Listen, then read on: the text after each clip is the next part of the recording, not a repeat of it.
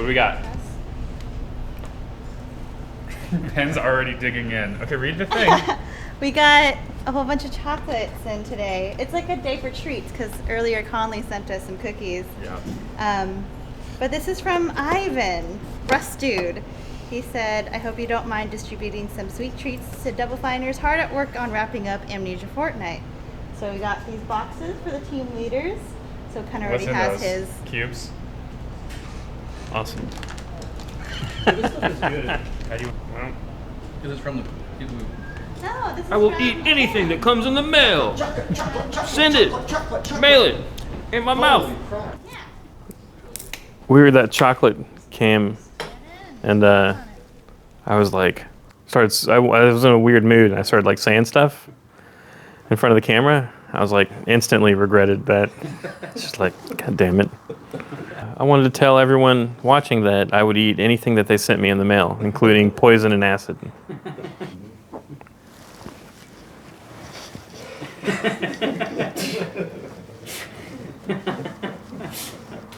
Foot goes into the sock. Sorry.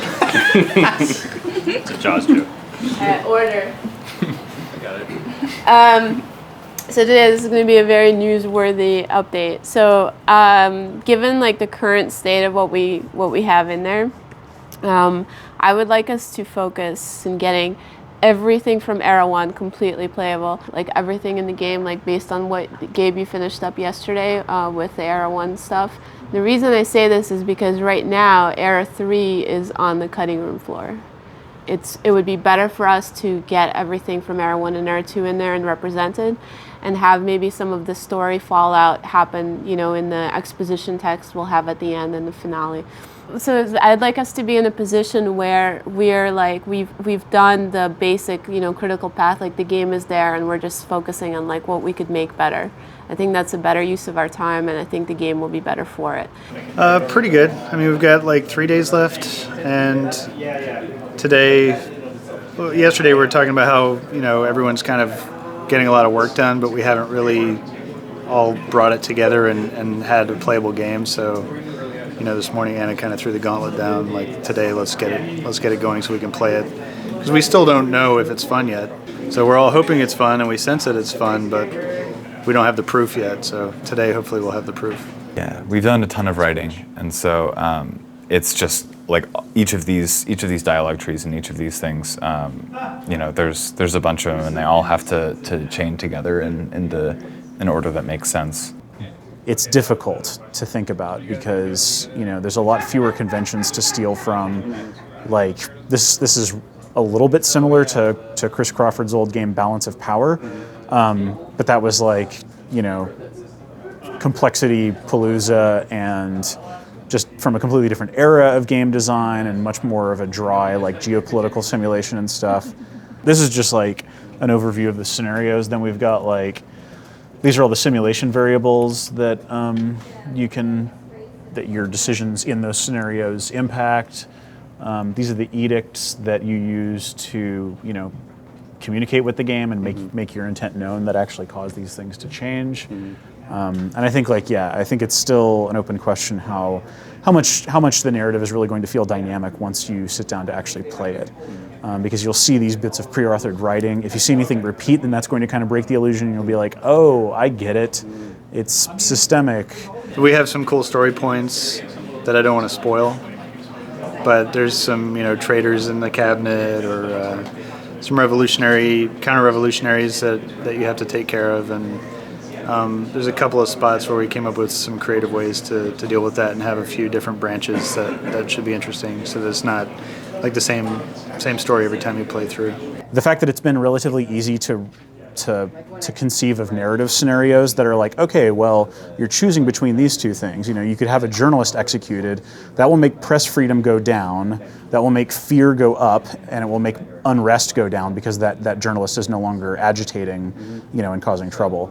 And that just maps very naturally to that stuff.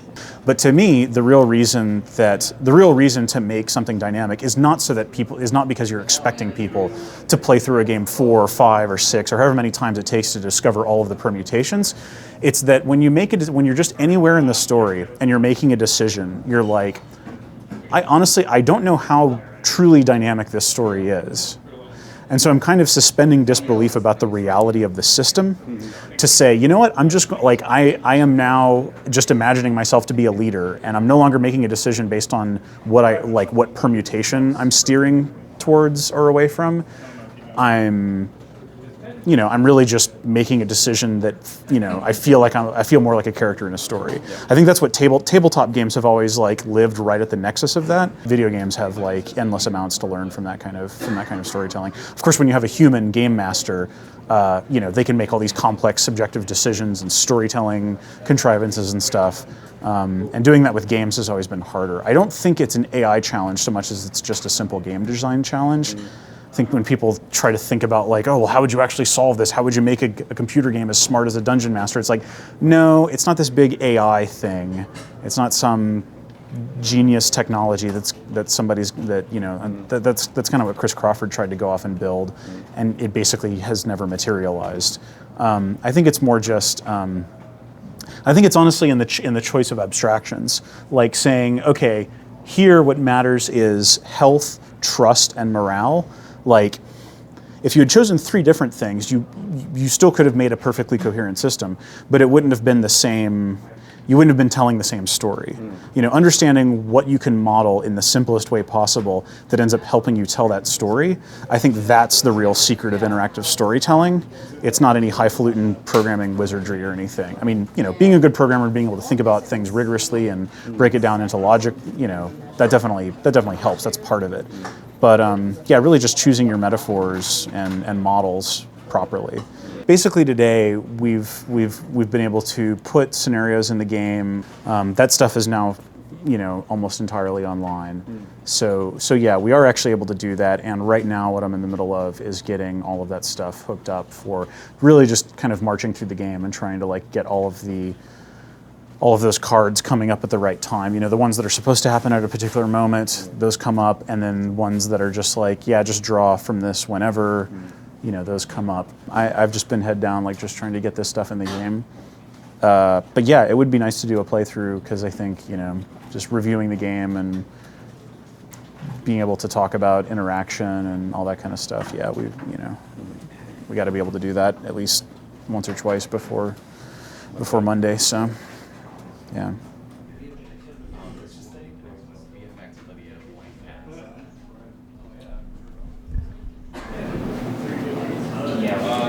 All right. I don't know what stage. I got plenty of stuff to do. I'm gonna go in and do the cutscene, set up the cutscenes for Elliot, so he can just animate. I am setting up the cutscene. Basically, it's the level for the car. Then these items come out of the glove box, and time slows down, and the player gets to choose which item they think is valuable to them. So yeah, this is what I did earlier in the week. Pretty much just showing what we expect the player to see. We don't really know what they're going to see. So I set up a cutscene camera and just had them look around and how it was going to feel for the player to get into this crash and have time slow down, and if it was going to work. And so as a proof of concept, we put this in here. It seemed like it sells the idea, especially with sound and everything. I think it'll really drive home that fact. So yeah, it's pretty surreal, and it's coming together really quickly towards the end. I mean, that's just the nature of this project. A lot of this stuff last week, as you guys know, is a lot of the meetings and kind of understanding what the game was, and playing. The team was kind of playing mnemonic inside of Derek's mind, putting those pieces together, and now that they are together, it's gelling really quickly. So it's cool to see that, how all these assets are coming in, and we're throwing them in and getting really good lighting. All those elements are really coming together nicely. So I think that would be good. Sweet. Okay, sweet. We have one more day until the weekend. And then one more day after that. And then one more day. And then we got it. Then we're all done. We got it. Okay. Let's do it. getting exciting again because it's like getting towards the end and there's a lot of work to get done. So it's not like a smooth sailing or anything, but yeah, it's cool. You can see like the game like working and stuff. Yeah. No, it's super exciting to see that. So. And then right now you go through. This is just like the car. You can look around, but you can't move. Yeah. And then whatever we want to do here, we'll. Cool.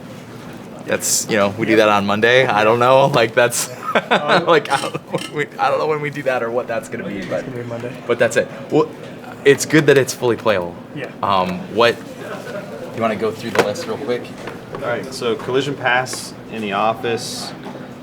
We need an extra collision on the door behind the desk. I think that there's another problem with those point lights too, because I think they're not flagged to be in foreground. Oh, I didn't know we could even do that, but we can totally do that. And this color is tweaked to. Is that even perceptible to an eyeball? I mean, part of that color was introduced. She was talking to Derek about that, about whether we want complete, like true black and white, or whether we want the perception of black and white, but with a little bit of color. Sure. What was the answer to that? I don't think it's fully resolved yet. It's kind of like true black and white. Yeah. On the true side. You have to go assault Lydia. She made this. I already gave her shit for it. This light is. I called her out on it. She thought I wouldn't notice. Wait, did you notice this? No way. I will call bullshit on your artistic eyeballs if you notice this. Last night I sent her an email. I'm like, there's some blue in the. Oh, there's point lights with lights on them. This point light is 1.0, 1.0.95. Uh-oh. She's still trying to sneak it in. So what does that mean? It's this one is slightly yellow. But you can't tell, right? So like this should just be ones. That's perceptible. It's barely, but. Well, I don't know. Artist McGee over here didn't see it.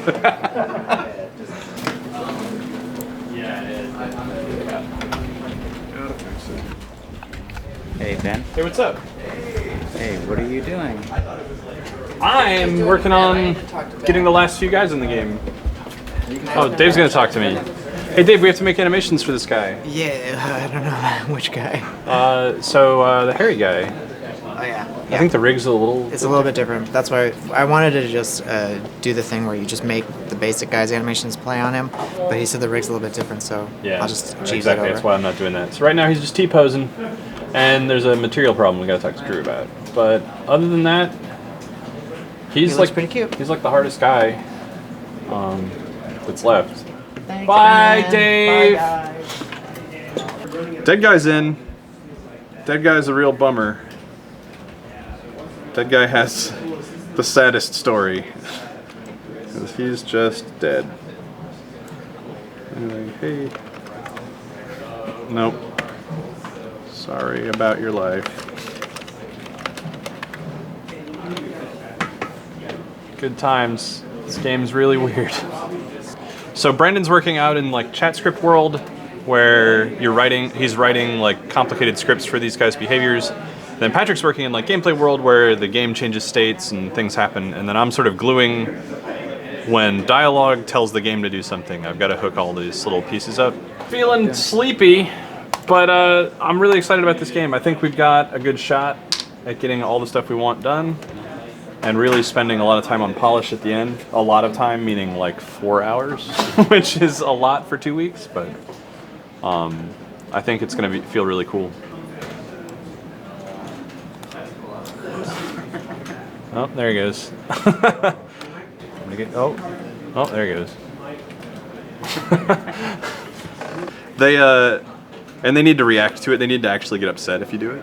But that's more AI, salt and pepper. We'll sprinkle on top. Oh, there he goes. So Patrick's working on making that a little bit more tuned.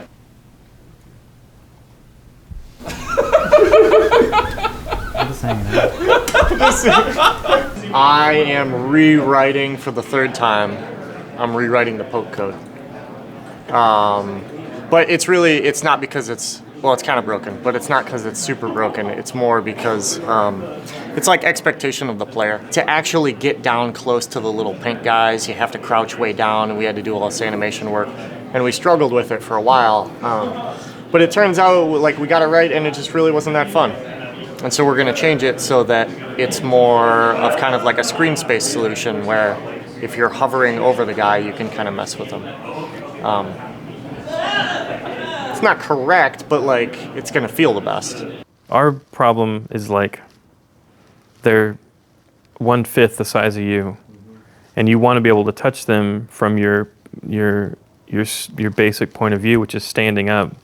So your arm just doesn't reach them. And so we were crouching for a while to reach them, but then that sort of like that zooms in, so you can't get a good like view of how far you can hit them, because you want to see them fly, but if you're close up to them in this crouch mode. So it's something that we can logic out, but we just don't have time to double back. And during Amnesia Fortnight, you just sort of pick one thing and you move forward. We've doubled back once, and we've landed on this like middle ground of being able to hit them while you're standing, but you can't actually reach them. So it's just video game logic. It's not perfect. It's gonna be fun, I think. It's like compromising and just picking the funnest choice. You had to lose the, like you had it in the pitch that they would like crawl up your legs and stuff like that. Yeah, that just fell to the wayside because it wasn't the core part of it. Even though in my first pitch I was like, I think it's really important that we get them crawling. It just wasn't important to like the core of the game. So it just fell apart. It's fine. Everything's fine. And we need to all like sit down and look at the game at the same time to know how the puzzle pieces fit together. What? This sucks. It's the worst. It sucks. I could write an Adventure Time. Man, that is so cool, Patrick. Have you tried it in Dev? Yeah, we need to. It's gonna blow people's minds. I've also got streaming on. Are we happy with like the dudes walking up to the camera the way they do and walking away? Do you reload it?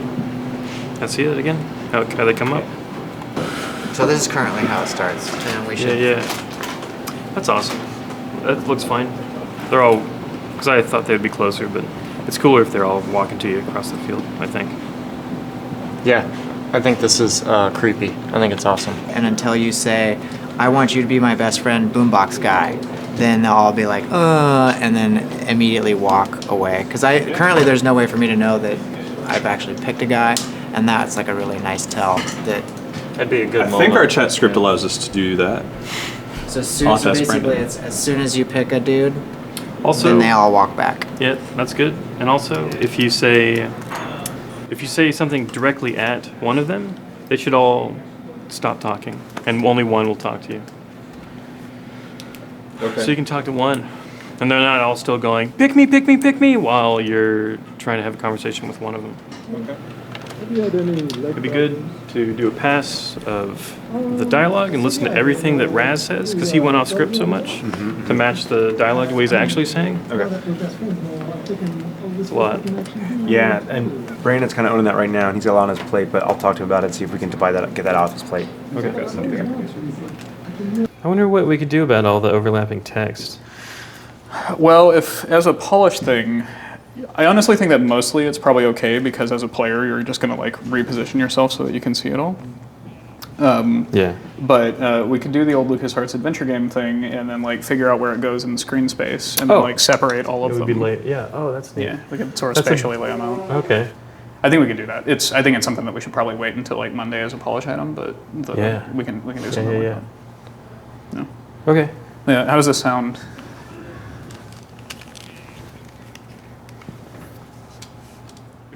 It's gonna be rough around the edges, but I think it's one of those things where it's like, I don't know. You could. I think we'll probably have it like 90% there in terms of our ability to recognize the stuff that we want to by the time that we ship.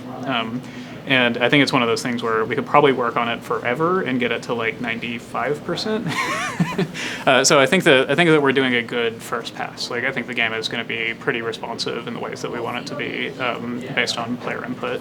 And there will be a lot of polish to do, but it's one of these things where it's like that problem Like, I mean, if you think about it, like, human speech is already, like, humans don't understand other humans speaking a lot of the time, right? Like, and so, like, the problem is ultimately unsolvable. And so you just try and march as far down that road as you can.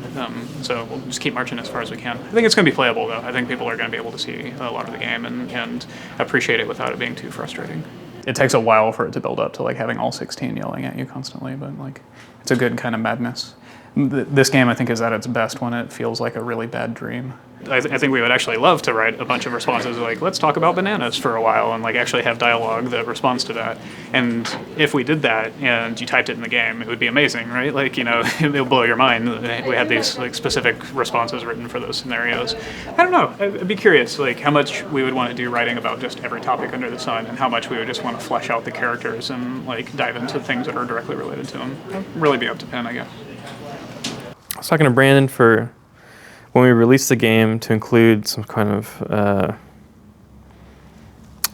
log that would capture what people write in the game, so we can get all those questions back, and I can just keep writing answers to them. So it's like a really slow chat bot. It's just like you'll write stuff and it'll be sent back to Double Fine, and then I'll just start answering them, and then it'll get implemented in an update, and it'll come back, and you'll be able to ask it again and get an actual response for that stuff. You'd have like millions of things you'd have to answer. Yeah, it's dumb. It's a dumb thing to promise. I'm sorry. I'm trying to think of something funny or interesting.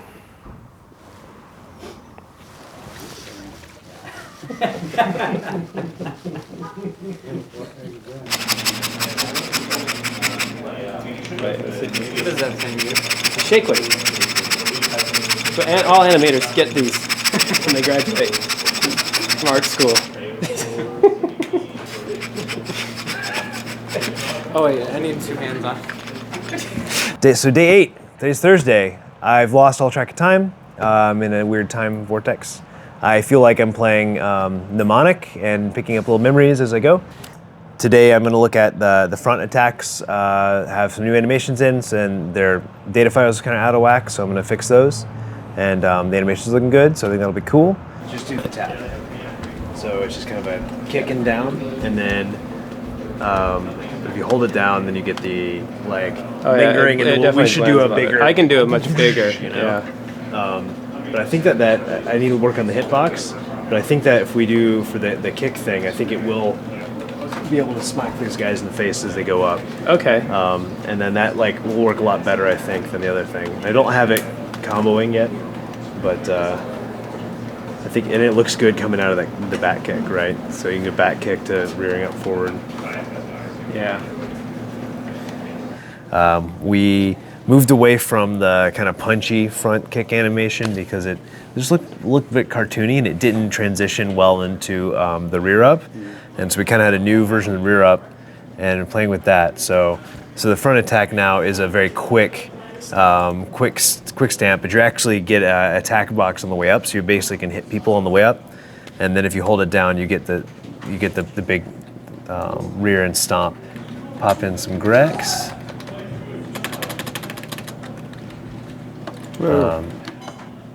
Boom.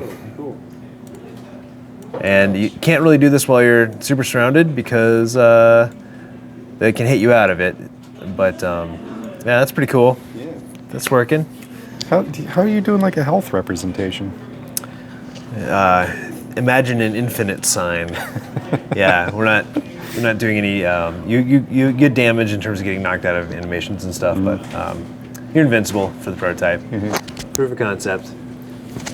My mic just fell off. I don't want to see it working. Oh, is it broken? It's kind of broken. But that's cool if you don't mind seeing broken stuff. So I'm working on the water wheel for Steed. It's kind of a second part where the horse is on a water wheel. When first describing it, it seemed like kind of crazy, you know, like we just working on getting the horse working. But I think it's coming along. I think it'll work. You know, it was a bit of a sort of a stretch goal, if you will, for us for this week of like, if we can get the basics working, we're going to sort of add in this second kind of crazy phase at the end. So hopefully get it in today, but I think it's going to work. It's kind of a zany idea, but people kind of bear with it and Chad's been working on that a bunch today. It's looking great. It's feeling really good.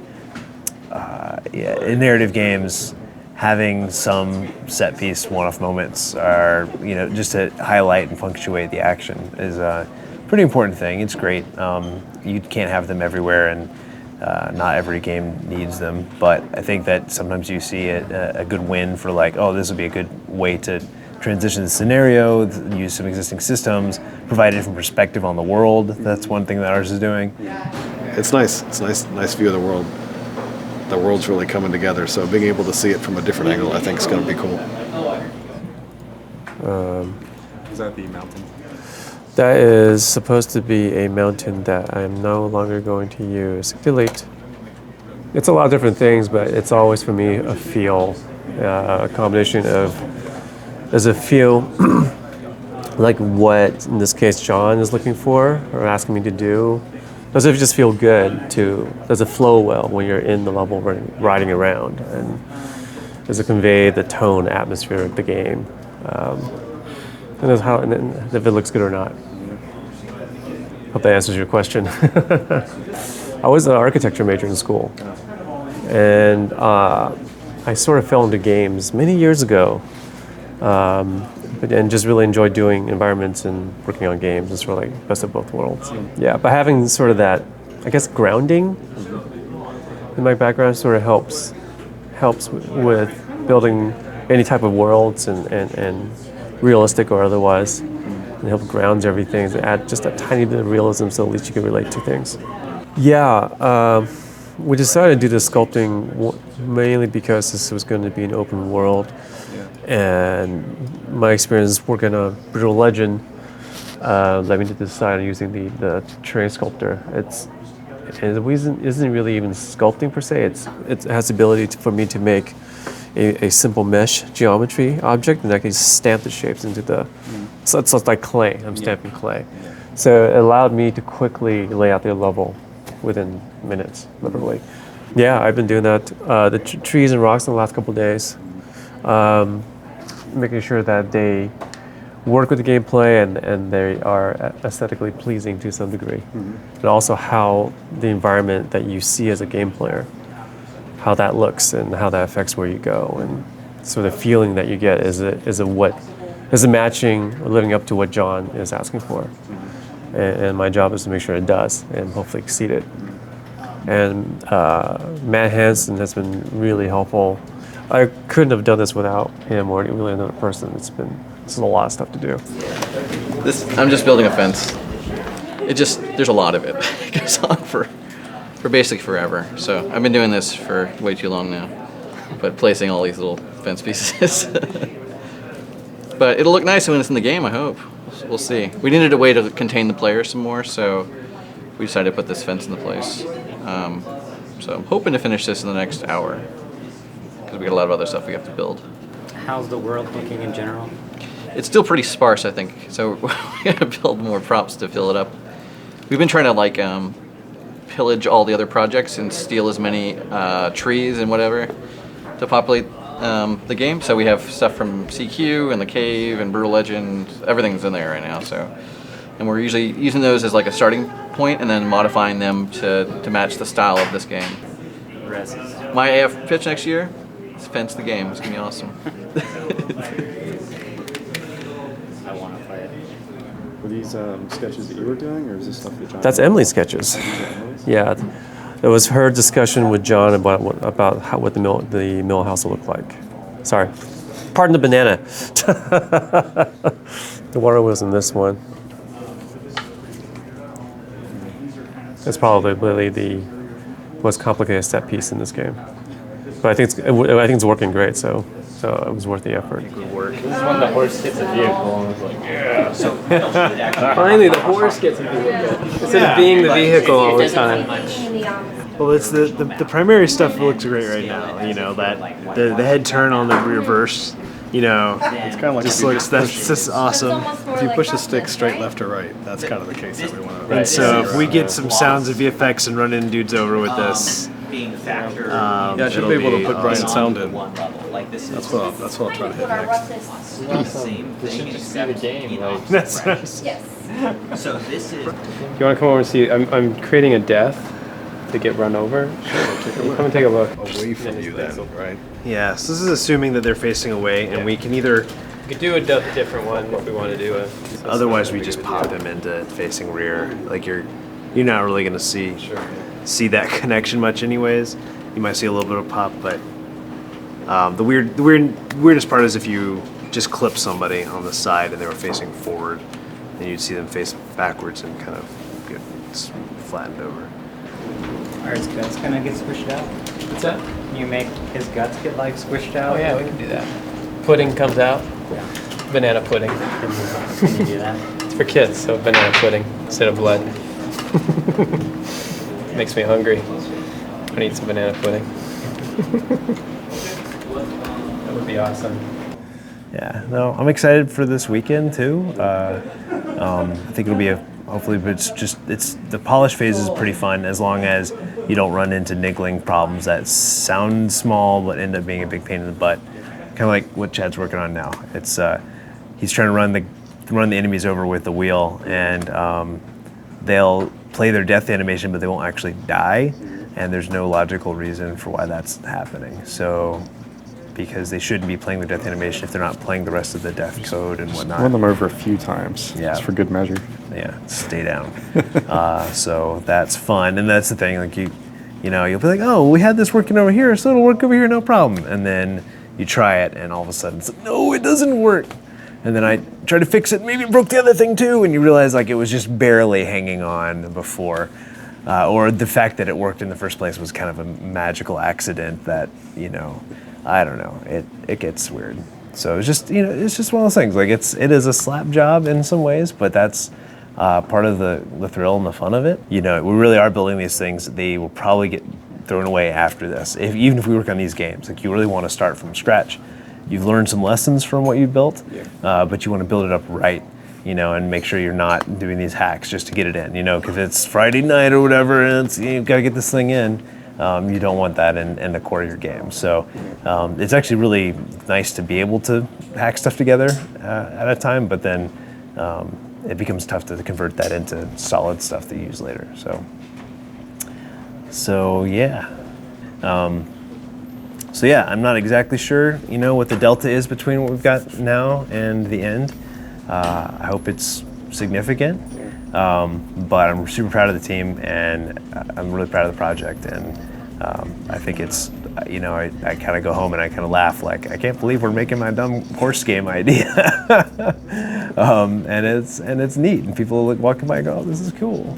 And there's people on the forums talking about what they'd want to see in the full game, and it's definitely an idea that everybody I talk to with it, they have different ideas of what could go into it and more scenarios and things. So it's so that makes me feel good about it. It does feel expandable, and you could tell where it could go. Yeah.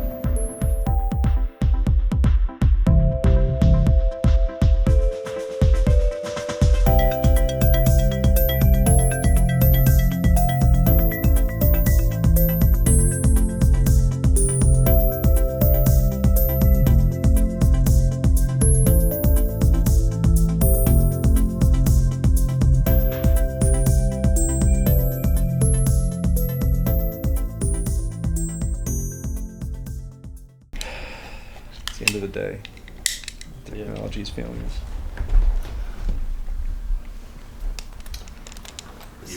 The Blair Witch thing. Voodoo. Leave it there all night. Blair Witch bananas. It's gonna be the Easter egg at the end of the episode.